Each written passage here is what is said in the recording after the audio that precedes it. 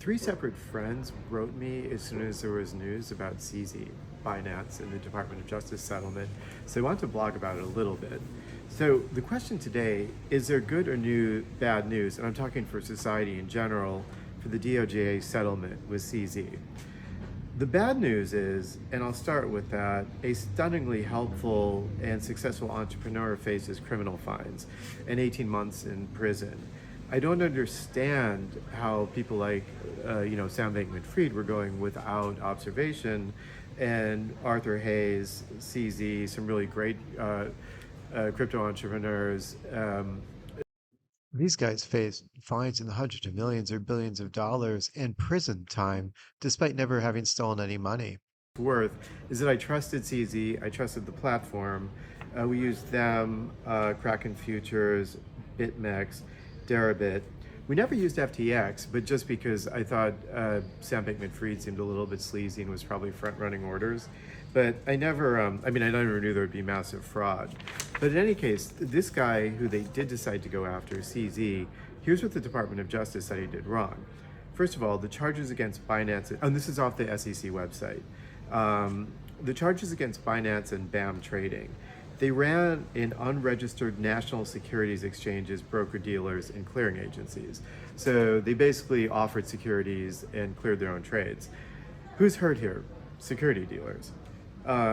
They did unregistered offerings of crypto assets. Again, who was harmed? Securities dealers. The charges against Zhangpeng Zhao, I don't speak Chinese, but CZ. He acted as a controlling person for Binance's and BAM's tradings, operation as an unregistered national securities exchanges, broker-dealers, and clearing agency.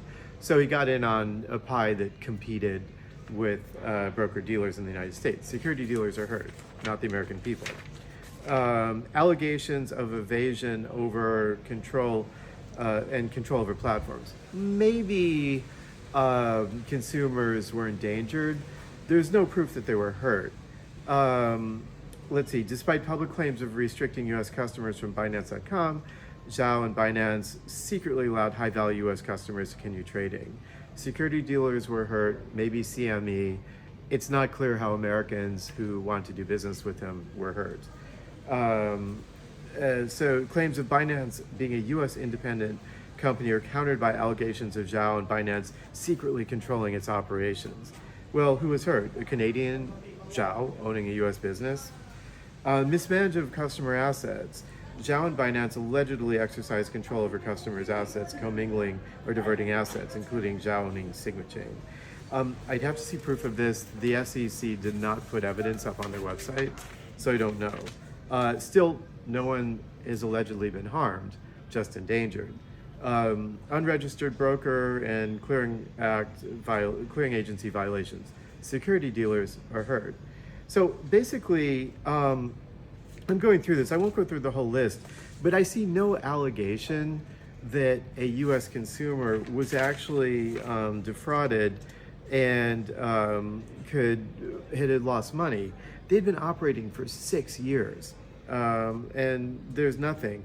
Also, deceptive practices, regulatory evasion, mismanagement. Again, no one harmed. So basically, here's a chart up here. Look at the finance contributions versus anybody else in lobbying. It's number one.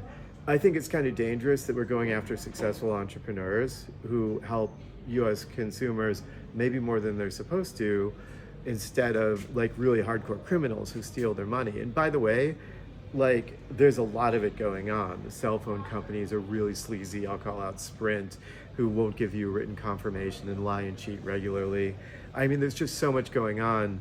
You're going after upstanding citizens, not citizens, but businessmen who seem not to have harmed anybody. It's a problem. I'm going to go into selfie mode because my cinematographer ran off. Now, there's one piece of good news, and I don't know if Binance or anybody will see this way, but the government's actually putting someone inside Binance to supervise it. So if that guy gets deep into their books and sees that they reconcile properly both the bank statements and on the blockchain, then that's really helpful. I mean, I ran a regulated business once, a commercial lender in California, and the one time that they came down, they did not kick down the door. They just commonly sat down and went over our books, and we'd actually found something embarrassingly where we'd slightly overcharged the customer. They picked that out, and we fixed it.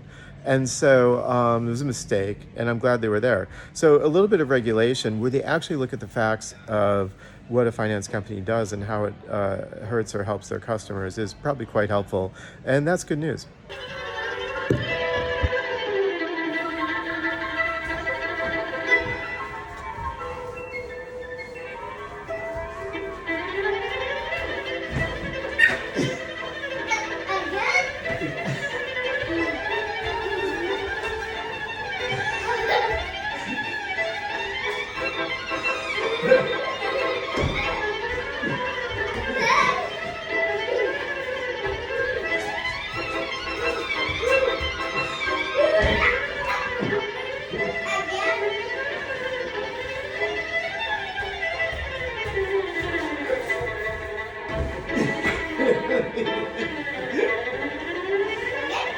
Yeah.